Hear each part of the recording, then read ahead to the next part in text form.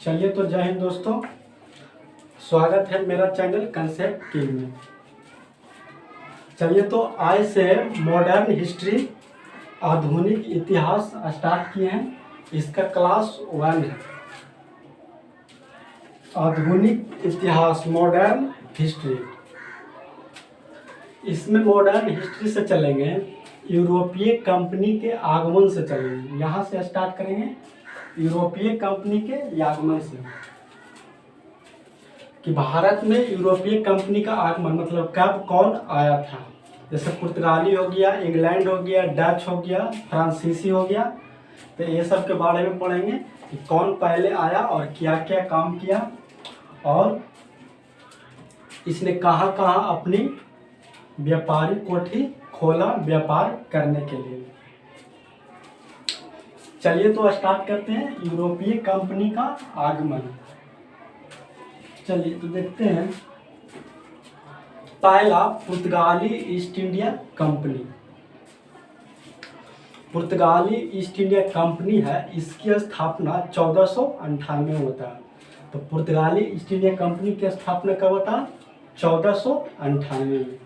ठीक है, तो पुर्तगाली ईस्ट इंडिया कंपनी की स्थापना 1498 में होता है।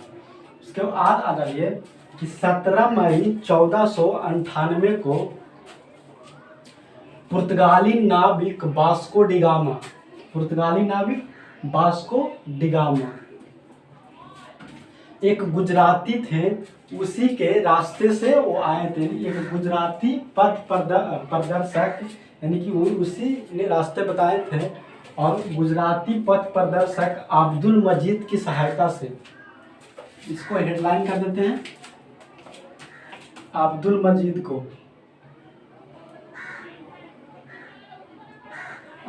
मजीद की सहायता से वह केरल के कालीकट बंदरगाह पर पहुंचते हैं, वास्को डिगामा। तो पुर्तगाली नाविक जिनका नाम वास्को डिगामा था, वह गुजराती पथ प्रदर्शक थे, उनका नाम था अब्दुल मजीद। उन्हीं की सहायता से वह क्या करते हैं, तो केरल के कालीकट बंदरगाह पर पहुंचते हैं। और वहां के शासक जो थे जमोरीन, और वहां के शासक जमोरीन ने इसका क्या करता है, तो भव्य स्वागत करते हैं। किसका? तो वास्को डिगामा को। तो वास्को डिगामा के केरल के कालीकट बंदरगाह पर उतरते हैं, और वहां के शासक जमोरीन ने इसका क्या करते हैं, तो भव्य स्वागत करते हैं। ठीक है, और इतना ही नहीं दोस्तों, स्वागत करते हैं, और उनके जो वास्को डिगामा के जो जहाज, जो समुद्री मार्ग से वो केरल के कालीकट बंदरगाह पर उतरे, तो उनकी जहाज को जमोरीन ने क्या करते जानते हैं, उनके जहाज़ों को मसालों से क्या करते हैं, तो भर देते हैं। क्योंकि उसके जहाज में बहुत सारे केरल से क्या लेके जाते हैं, मसाले लेके जाते हैं बहुत सारे, और उसके जहाज उसको क्या करते हैं, मसालों से भर देते हैं।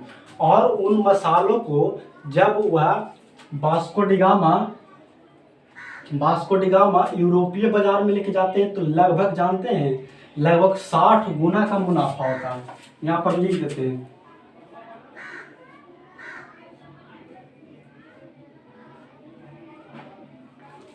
लगभग 60 गुना का क्या होता है, मुनाफा होता है। जब वह जहाजों से जब मसालों से उनके जहाज़ों को भर देते हैं जमोरीन ने, तो उस मसालों को जब वो यूरोपीय बाजार में लेके जाते हैं, तो उनको लगभग 60 गुना मुनाफा होता है। ठीक है, तो उसी मुनाफे के थोड़ा लोभ में यह बोल सकते हैं कि वास्को डिगामा दोबारा भी भारत आते हैं, वो 1502 ईस्वी में। ठीक है, नेक्स्ट पॉइंट आप आगे पढ़ते हैं। वास्को डिगामा पुर्तगाल के शासक डॉन इनरिक के प्रतिनिधित्व के रूप में भारत आया था। तो पेपर में पूछेगा कि वास्को डिगामा जो है वो किसके प्रतिनिधित्व के रूप में भारत आए थे, तो डॉन इनरिक पुर्तगाल के शासक थे, उनका नाम था क्या, डॉन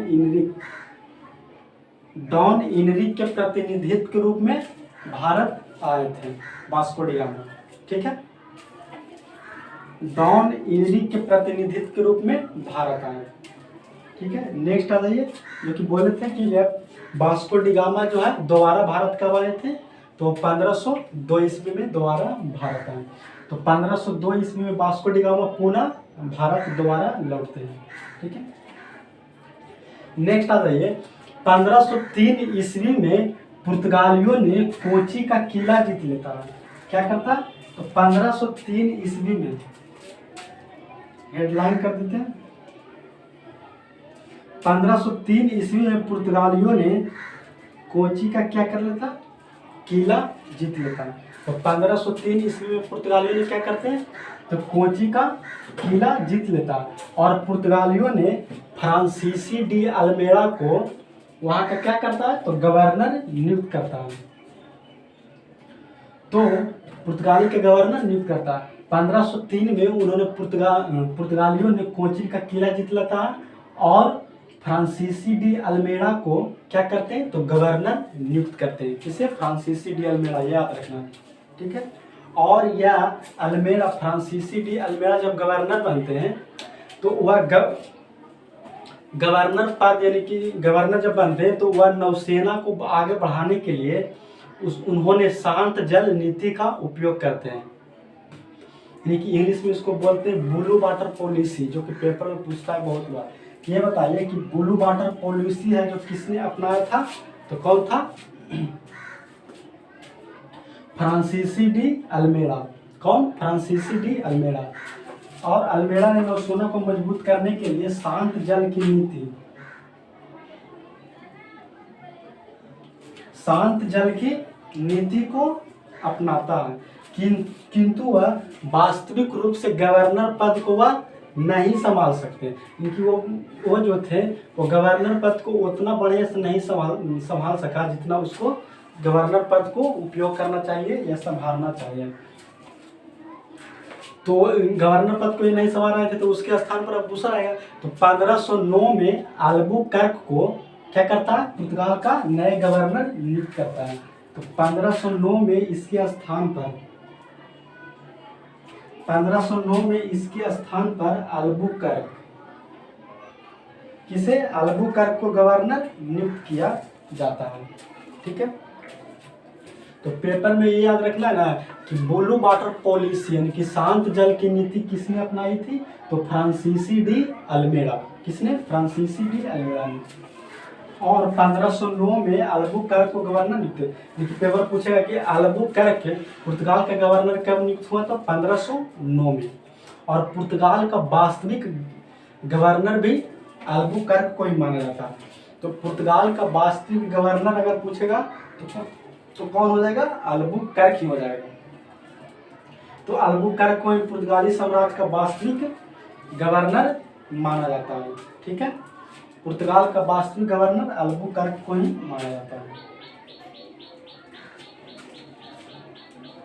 चलिए नेक्स्ट आइए। अल्बुकर्क ने ही जब वह 1509 में पुर्तगाल का गवर्नर बनता है, उसके बाद 1510 में उसने बीजापुर के शासक से क्या कर लेते हैं? तो गोवा को जीत लेते हैं। तो अल्बुकर्क ने ही 1509 में वह पुर्तगाल का गवर्नर बनता है और वास्तविक गवर्नर भी उसे कहा जाता है। और 1510 में उसने बीजापुर के शासक से क्या करते हैं? तो गोवा को जीत लेते हैं। तो 1510 में उसने क्या करता है? तो गोवा को जीत लेता है। और 1511 में उसने मलक्का पर भी कब्जा कर लेता है। यह भी याद रखना, ऐसे याद रखना कि 1509 में वह पुर्तगाल का गवर्नर बनता है अल्बुकर्क, और अल्बुकर्क को ही वास्तविक गवर्नर माना जाता है। और 1510 में उसने बीजापुर के शासक से गोवा जीत लेता है। और अगले एक साल बाद 1511 में मलक्का पर भी वह कब्जा कर लेता तथा 1515 में इसने फारस की खाड़ी में स्थित हॉर्मुज बंदरगाह को भी युद्ध में जीत लेता है। तो हॉर्मुज बंदरगाह को भी यह इसने युद्ध में जीत लेता है। यानी कि दोस्तों 1509 में यह पुर्तगाल का गवर्नर बनते हैं और पुर्तगाल का वास्तविक गवर्नर भी इसे कहा जाता है। और 1510 में बीजापुर के शासक से गोवा को जीत लेते हैं। और 1511 में इसने मलक्का पर कब्जा भी कर लेते हैं। और 1515 ईस्वी में फारस की खाड़ी में स्थित हॉर्मुज बंदरगाह को भी युद्ध में जीत लेता है। तो ये याद रखना, 1509 में इसने पुर्तगाल का वास्तविक गवर्नर बनता है। एक वास्तविक गवर्नर इसे कहा जाता है। 1510 में बीजापुर के शासक से गोवा को जीत लेता है और 1511 में इसमें क्या करता है, तो मलक्का पर कब्जा कर लेता है और 1515 में इसने फारस की खाड़ी में स्थित हरमुज बंदरगाह को भी युद्ध में जीत लेता है। नेक्स्ट आ जाइए, अल्बुकर्क को विजयनगर साम्राज्य का जो शासक थे कृष्णदेवराय, अल्बुकर्क को विजयनगर शासक कृष्णदेवराय से बहुत अच्छा संबंध था। तो पेपर में पूछता है कि किस पुर्तगाली गवर्नर को विजयनगर शासक से बहुत अच्छा संबंध था, तो कौन थे, अल्बुकर्क। कौन थे, अल्बुकर्क। ठीक है, नेक्स्ट आ जाइए, अल्बुकर्क ने ही जब भारत में पुर्तगालियों की संख्या बढ़ाने के लिए जो पुर्तगाली लोग रह रहे थे उसे भारतीय नारी से शादी करने के लिए बहुत प्रेरित किया। तो अल्बुकर्क ने ही जब भारत में पुर्तगालियों की संख्या बढ़ाने के लिए भारत में भारतीय नारी से शादी करने के लिए क्या किया, तो बहुत प्रेरित किया अल्बुकर्क ने। ठीक है, नेक्स्ट आ जाइए, और अल्बुकर्क ने ही बहुत अच्छा काम किया अल्बुकर्क ने, और अल्बुकर्क ने ही सती प्रथा का विरोध करने वाला प्रथम यूरोपीय व्यक्ति था। तो सती प्रथा का भी बहुत भारी विरोध करना उसमें बहुत मायने रखता है। तो सती प्रथा का भी विरोध करने वाला पहला यूरोपीय व्यक्ति अल्बुकर्क ही थे।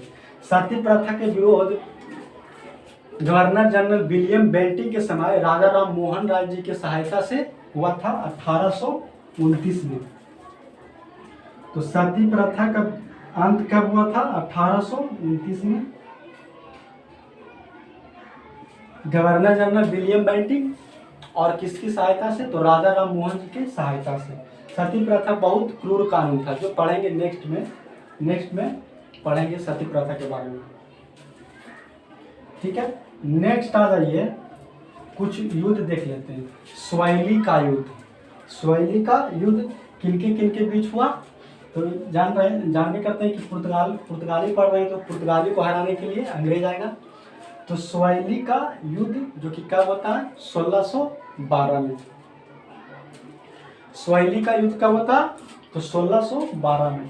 स्वाइली का युद्ध 1612 में होता है। किनके बीच, तो अंग्रेज और पुर्तगालियों के बीच। सब जानते हैं कि इसमें अंग्रेज जीतेंगे। तो इस युद्ध में अंग्रेज जीतेंगे और पुर्तगालियों को क्या करना पड़ेगा, तो हार का सामना करना पड़ेगा। तो पहला क्वेश्चन तो ये बताइए कि स्वाइली का युद्ध जो हुआ 1612 ईस्वी में हुआ, किनके बीच हुआ, तो अंग्रेजों और पुर्तगालियों के बीच हुआ। इसमें अंग्रेज जीतेंगे और अंग्रेज की तरफ से नेतृत्व कौन कर रहा था, तो बेस्ट कर रहे थे, थॉमस बेस्ट के नेतृत्व में यह अंग्रेज स्वाइली के युद्ध को क्या करते हैं, तो जीत लेते हैं। तो स्वाइली का युद्ध 1612 में होते हैं अंग्रेजों और पुर्तगालियों के बीच, और अंग्रेजों इस युद्ध को बेस्ट के नेतृत्व में इसे जीत लेते हैं। नेक्स्ट आ जाइए, पुर्तगालियों द्वारा जो हुगली जो कि बंगाल जो है हुगली नदी के किनारे स्थित है। तो पुर्तगालियों द्वारा हुगली को बंगाल की खाड़ी में जो स्थित है, बंगाल की खाड़ी में समुद्री लूटपाट के लिए अड्डे के रूप में इस्तेमाल किया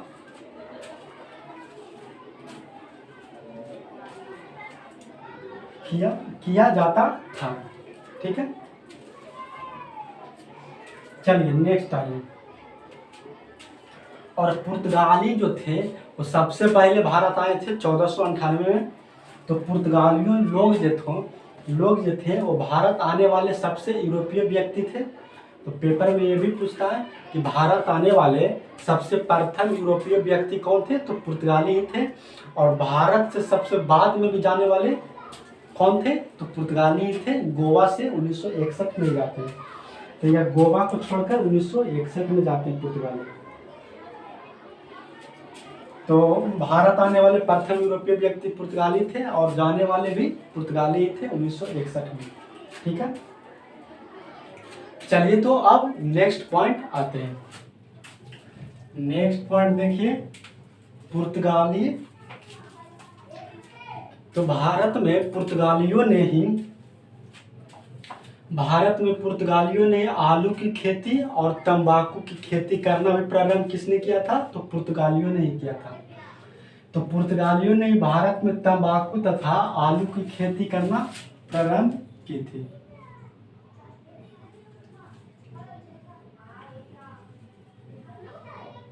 खेती करना प्रारंभ की थी। तो पुर्तगालियों ने भारत में आलू तथा तंबाकू की खेती करना प्रारंभ की थी। और भारत और जापान, यानी कि भारत और जापान का व्यापार का श्रेय भी पुर्तगालियों को ही जाता है। तो पेपर में ये भी पूछा है कि ये बताइए कि भारत और जापान के बीच में व्यापार करने का श्रेय किसे जाता है? पुर्तगालियों को, डचों को, अंग्रेजों को, या इनमें से कोई नहीं तो कौन हो जाएगा? पुर्तगाली ही हो जाएंगे। तो भारत और जापान का व्यापार करने का श्रेय किसे जाता है? तो पुर्तगालियों को ही जाता है। ठीक है, नेक्स्ट आ जाइए। और पुर्तगालियों ने भारत में गोथिक स्थापत्य कला की स्थापना भी पुर्तगालियों ने ही किया था। तो पुर्तगाली ने ही भारत में गोथिक स्थापत्य कला की स्थापना भी पुर्तगालियों ने ही किया था।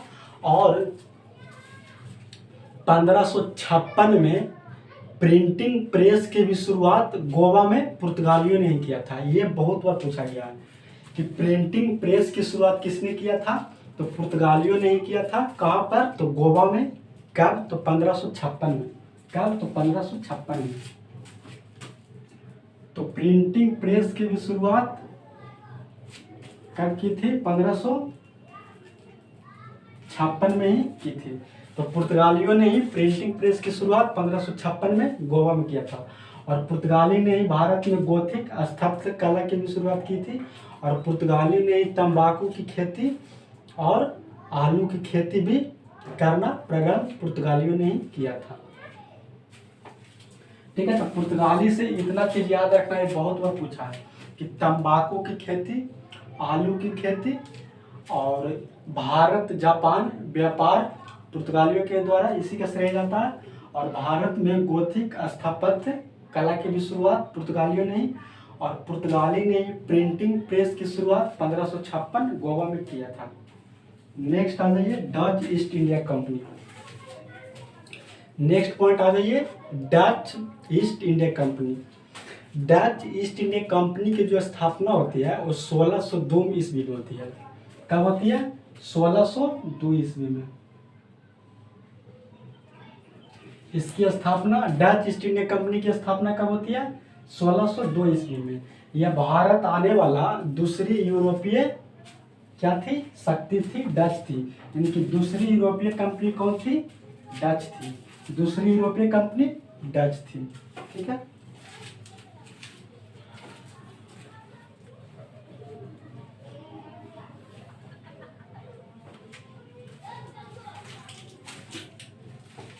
दूसरी यूरोपीय कंपनी कौन थी? तो डच थी।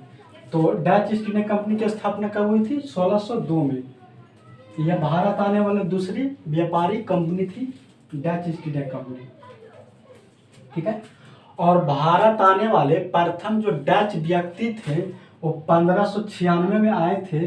उनका नाम था कॉर्नेलिस डी हॉटमैन। कॉर्नेलिस डी हॉटमैन थे।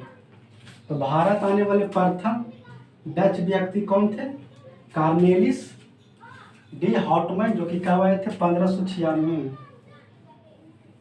1596 में भारत आए थे प्रथम डच व्यक्ति कॉर्नेलिस डी हॉटमैन थे। कब आए थे? तो 1596 में। नेक्स्ट आ जाइए, Dutch East India company.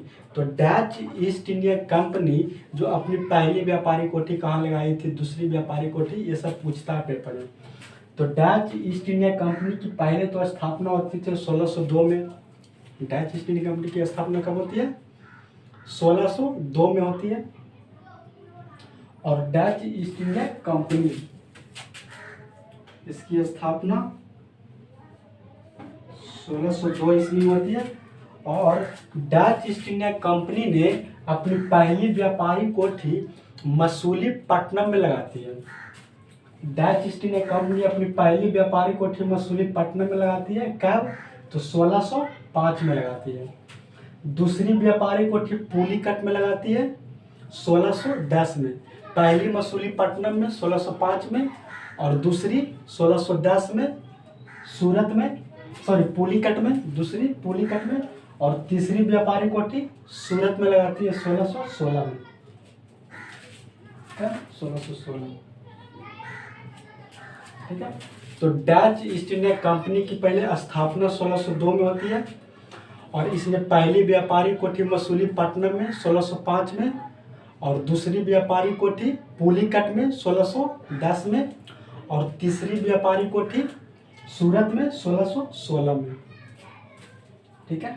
Next अब आ जाइए, बेदरा के युद्ध 1759 में होता है। बेदरा के युद्ध कब होता है? 1759। बेदरा के युद्ध 1759, ठीक है। किनके बीच होता है? तो अंग्रेजों और डचों के बीच। इसमें अंग्रेज जीतते हैं, डच हार जाते हैं। तो बेदरा के युद्ध 1759 में होता है। अंग्रेज की तरफ से कौन नेतृत्व कर रहा था? तो रॉबर्ट क्लाइव, यानी कि क्लाइव नेतृत्व कर रहे थे, और डच को बुरी तरह से क्लाइव क्या करते हैं? तो हरा देते हैं।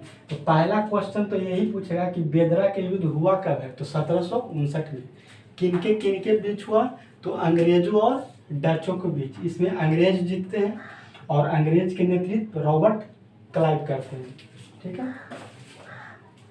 नेक्स्ट आ रही है, भारत को भारतीय वस्त्रों का जो निर्यात है, निर्यात का केंद्र बनाने वाला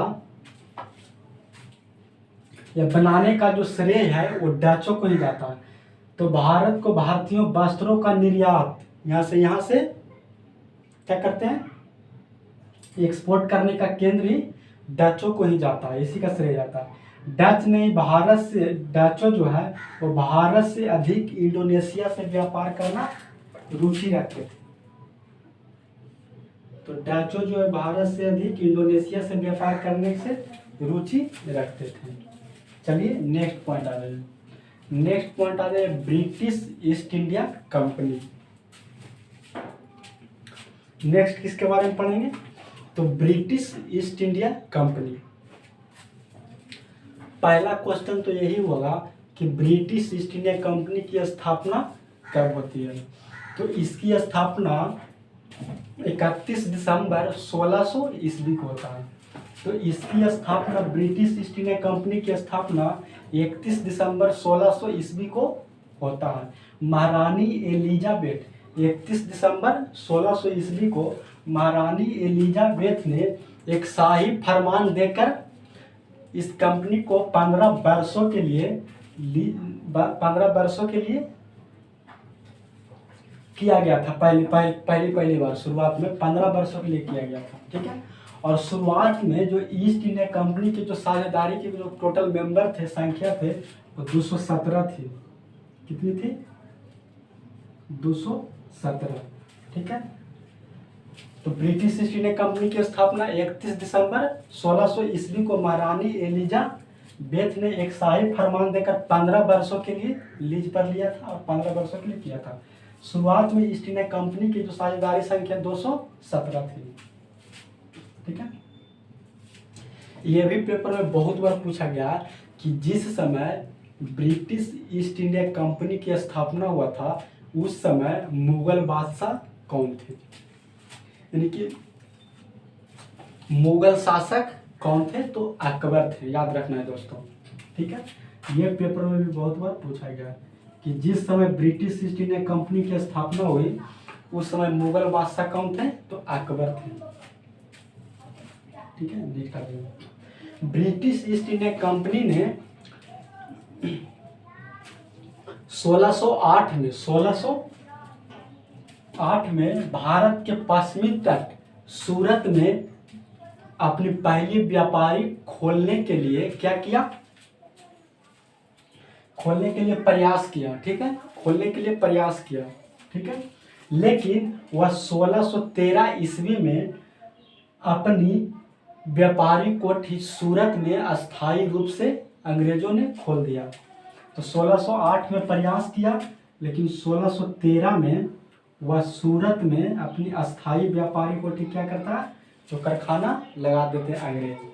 तो पेपर में पूछता है कि अस्थायी रूप से अंग्रेजों ने कारखाना कब लगाई थी, तो 1613 में। कहाँ पर, तो सूरत में। ठीक है। नेक्स्ट आता है ये 1639। 1639 में ब्रिटिश ईस्ट इंडिया कंपनी ने मद्रास को है जो भाड़े पर ले लेता है। तो 1639 ईस्वी में ब्रिटिश ईस्ट इंडिया कंपनी ने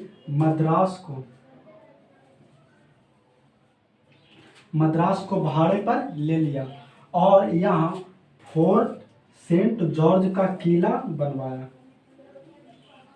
फोर्ट सेंट जॉर्ज का किला बनवाया। ठीक है। तो क्या, तो 1639 में अंग्रेजों ने मद्रास को भाड़ा पर ले लेता है और वहां पर फोर्ट सेंट जॉर्ज का किला बनाता है। ठीक है। नेक्स्ट आ रही है 1651। 1651 ईस्वी में अंग्रेजों ने बंगाल के हुबली में अपनी व्यापारी कोठी भी खोली। तो अंग्रेजों ने सूरत में तो अस्थायी कोठी 1613 में खोली। उसके बाद 1651 में अंग्रेजों ने बंगाल के हुबली में भी अपनी व्यापारी कोठी खोली। ठीक है।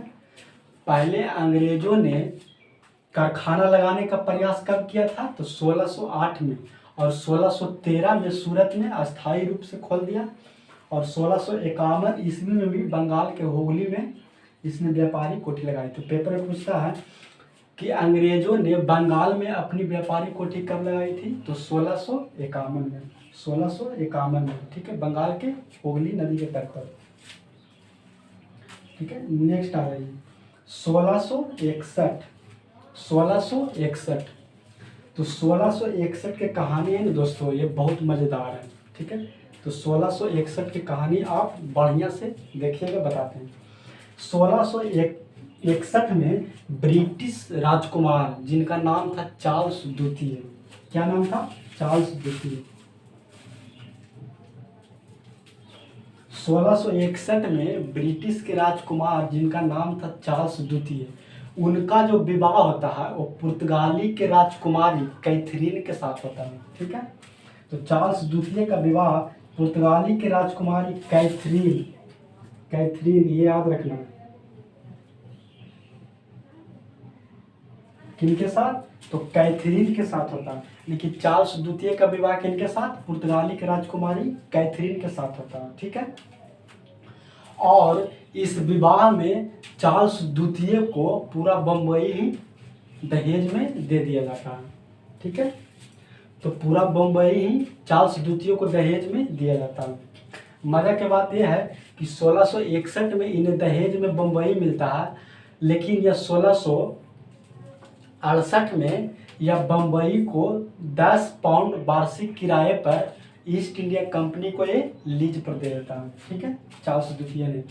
तो विवाह पुर्तगालियों के राजकुमारी कैथरीन से हो गया और चार्ल्स द्वितीय को बम्बई को क्या कर दिया, दहेज के रूप में दे दिया जाता है। ठीक है। लेकिन 1668, ये याद रखना, 1668 ईस्वी में बम्बई को चार्ल्स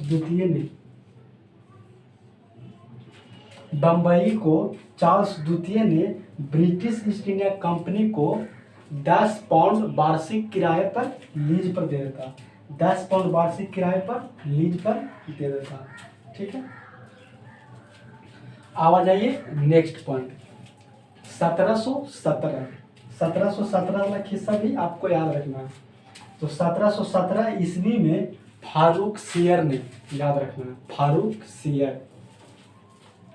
1717 ईस्वी में फारूक सियर ने अंग्रेजों को व्यापार करने के लिए क्या कर दिया, छूट दे दिया। इसी को ही अंग्रेज साम्राज्य का मैग्ना कार्टा कहा जाता है। 1717 को जब 1717 ईस्वी में फारूक सियर ने अंग्रेजों को व्यापार करने के लिए छूट देते हैं, तो इसी समय को ही अंग्रेजी साम्राज्य का मैग्ना कार्टा कहा जाता है। ठीक है। तो ये वाला भी आपको याद रखना है। 1668 में, 1661 में चार्ल्स द्वितीय को दहेज में बम्बई मिलता है और 1668 में 10 पाउंड वार्षिक किराए पर हुआ ब्रिटिश ईस्ट इंडिया कंपनी को दहेज में लीज पर दे देता है। ठीक है। और 1717 ईस्वी में फारुखसियर ने अंग्रेजों को व्यापार करने के लिए क्या करता, छूट दे देता, और इसी काल को ही अंग्रेजी साम्राज्य का मैग्ने कार्टा कहा जाता है। ठीक है, चलिए तो अब नेक्स्ट पॉइंट देख लीजिए। नेक्स्ट पॉइंट अब आते हैं, चलिए तो नेक्स्ट पॉइंट देखते हैं। नेक्स्ट है प्लासी का युद्ध। प्लासी का युद्ध, प्लासी का जो युद्ध है वो 23 जून 1757 को, प्लासी का युद्ध 23 जून 1757 को होता है अंग्रेजों और सिराजुद्दौला के बीच। अंग्रेजों और बंगाल का नवाब कौन, सिराजुद्दौला के बीच होता है। इसमें जो है प्लासी का युद्ध में अंग्रेज जो है जीत जाते हैं और सिराजुद्दौला को हार का सामना करना पड़ता है। और प्लासी के युद्ध के बाद अंग्रेजों जो है वो बंगाल में अप्रत्यक्ष रूप से क्या करने लगते हैं, तो शासन थोड़ा सा करने लगते हैं, यानी कि पैर जमाने का उसका मौका मिल गया। यानी कि प्लासी के युद्ध के बाद अंग्रेजों को बंगाल में पैर जमाने का क्या मिल गया, मौका मिल गया।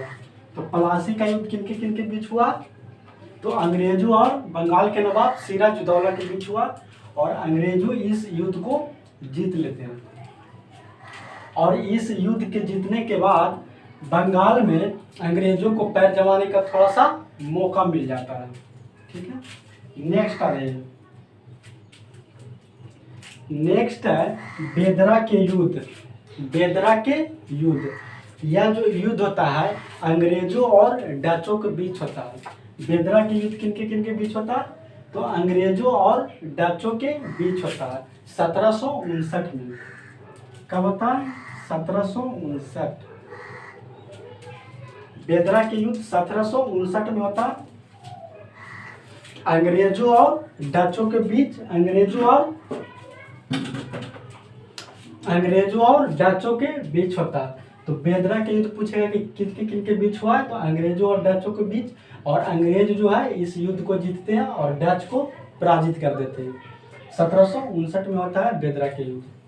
नेक्स्ट आ रही है बॉडी बॉस का युद्ध। तो बॉडी बॉस का युद्ध जो होता है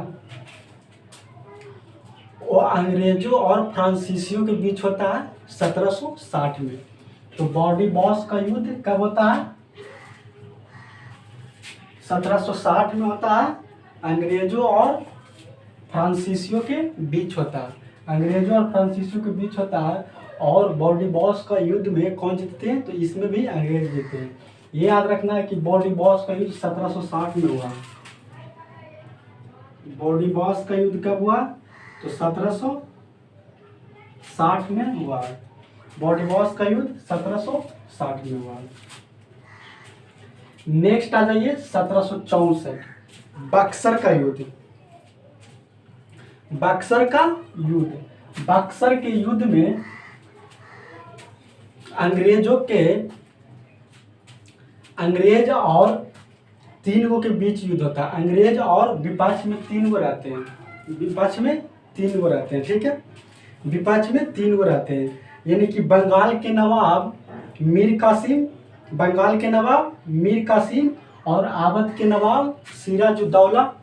याद रखना है, बंगाल के नवाब मीर कासिम रहते हैं और अवध का नवाब सिराजुद्दौला, और मुगल शासक शाह आलम द्वितीय के बीच होता है। यानी कि ये तीनों एक तरफ रहते हैं और अंग्रेज जो है वो एक तरफ रहते हैं। और इसमें भी अंग्रेज जो है क्या करते हैं, तो अंग्रेज को इस युद्ध में भी अंग्रेज को क्या मिलता है, तो जीत मिलता है। यानी कि बक्सर के युद्ध में भी अंग्रेज जीत जाते हैं तीनों से। तो 1764 के बक्सर के युद्ध के बाद जब तीनों से जीत जाते हैं तो 12 अगस्त 1765 को अंग्रेजों एवं शाह आलम द्वितीय के बीच क्या होता है, तो इलाहाबाद की संधि होती है। तो पेपर में बहुत बार पूछा गया कि इलाहाबाद की संधि किनके बीच होती है, तो अंग्रेजों और शाह आलम द्वितीय के बीच होती है इलाहाबाद की संधि। जो कि इलाहाबाद की संधि कब होती है, तो 12 अगस्त 1765 को, 12 अगस्त 1765 को होता है। ठीक है, 65 को होता है इस संधि। और इस युद्ध के बाद अंग्रेज ने बंगाल में द्वैध शासन लागू कर दिया। जब इलाहाबाद की संधि होती है उसके बाद जो है अंग्रेजों ने बंगाल में क्या कर देते हैं, तो द्वैध शासन लागू कर देता है। और इस प्रकार भारत में अब ऐसा कोई शक्ति नहीं बचा जो कि अब पूरे भारत में अंग्रेजों के खिलाफ बोल सके या अंग्रेजों के खिलाफ लड़ सके।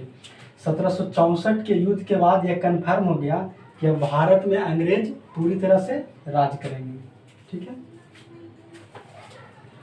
नेक्स्ट आ जाइए। नेक्स्ट पॉइंट स्टार बना के ये भी याद रखिएगा,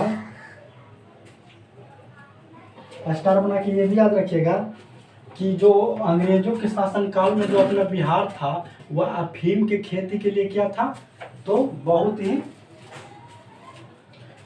ही क्या था, प्रसिद्ध था। तो अपना बिहार जो था वो अफीम के उत्पादन के लिए बहुत ही प्रसिद्ध था अंग्रेज के शासनकाल में। नेक्स्ट आ जाइए, Danish East India company. Next आ जाइए, डेनिश ईस्ट इंडिया कंपनी। इसकी जो स्थापना होती है वो 1616 ईस्वी में होती है। डेनिश ईस्ट इंडिया कंपनी की स्थापना कब होती है, 1616 ईस्वी में होती है। इससे ये याद रखना है, पहला क्वेश्चन तो डेनिश ईस्ट इंडिया कंपनी की स्थापना 1616 में होती है और डेनिश ईस्ट इंडिया कंपनी ने अपनी जो पहली जो है व्यापारी को थी वो केरल के ट्रावनकोर में 1620 में खोलता है।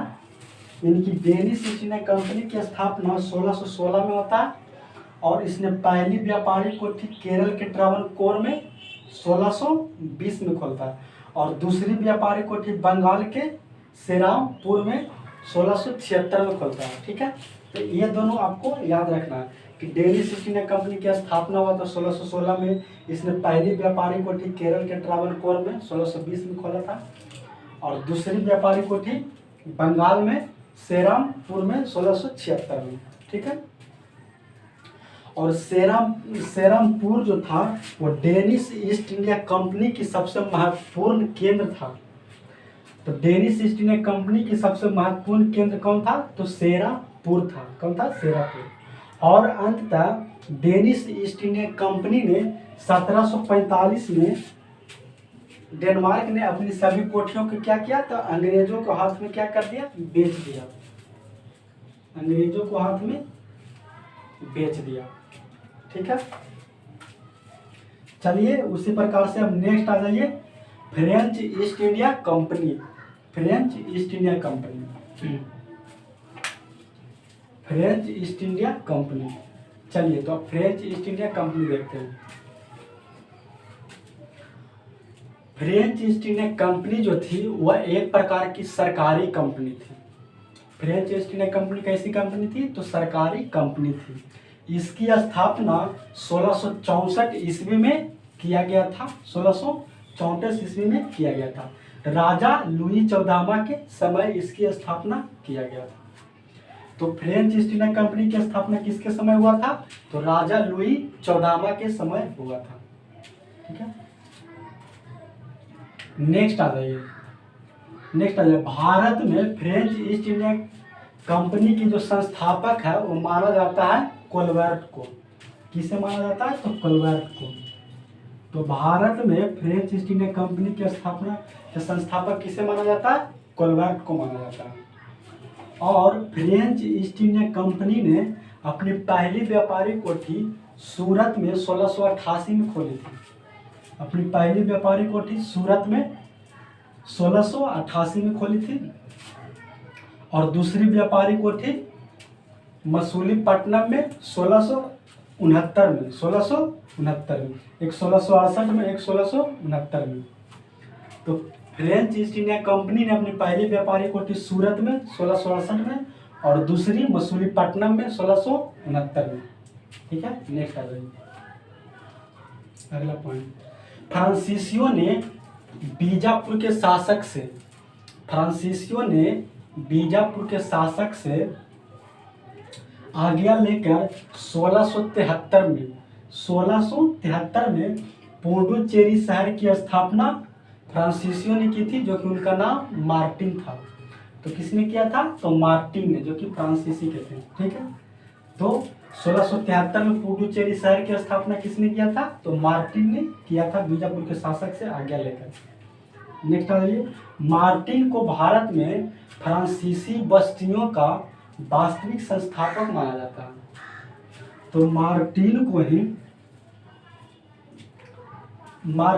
भारत में फ्रांसीसी बस्तियों का वास्तविक संस्थापक माना जाता है। ठीक है, चलिए नेक्स्ट आ जाइए। फ्रांसीसी गवर्नर डुप्ले को 1742 ईस्वी में, फ्रांसीसी गवर्नर डुप्ले को 1742 ईस्वी में भारत में फ्रांस का गवर्नर बनाया गया। इसे ही सहायक संधि का जनक माना जाता है। डुप्ले को ही सहायक संधि का जनक माना जाता है, डुप्ले को। ठीक है, तो नेक्स्ट पॉइंट आ जाइए, फ्रांसीसियों को भारत में अधिक क्षेत्र पर अधिकार नहीं था। फ्रांसीसियो जो था वो भारत में इनकी ज़्यादातर क्षेत्र में अधिकार नहीं किया था, किंतु वह आज़ादी के बाद तक भी वह भारत में रहे थे। जैसे पुर्तगाली रहे थे ना, पुर्तगाली 1961 में गोवा को छोड़कर गए थे 1961 में। उसी प्रकार से फ्रांसीसियो ने 1956 में भारत को छोड़कर गया। ठीक है, नेक्स्ट आ जाइए, स्वीडिश ईस्ट इंडिया कंपनी। इससे ज़्यादा याद नहीं रखना। पहला नंबर तो याद रखना है कि स्वीडिश ईस्ट इंडिया कंपनी की स्थापना 1731 में होता है, 1731 में होता है, और यह अपना अधिक विस्तार नहीं कर सका और यह भारत से क्या कर गए? चले गए थे। तो स्वीडिश ईस्ट इंडिया कंपनी से इतना याद रखना कि इसकी स्थापना 1731 में हुआ था और यह अधिक विस्तार नहीं कर पाया और भारत से यह चले गए बहुत जल्द। तो चलिए आज देख लेते हैं, थोड़ा सा रिवीजन कर लेते हैं। प्लासी का युद्ध 1757 रॉबर्ट क्लाइव और अंग्रेजों के बीच होता है। बेदरा का युद्ध 1759 में अंग्रेजों और डचों के बीच होता है। बॉर्डीबॉस का युद्ध 1760 में अंग्रेजों और फ्रांसीसियों के बीच होता है। और बक्सर का युद्ध 1764 में होता है।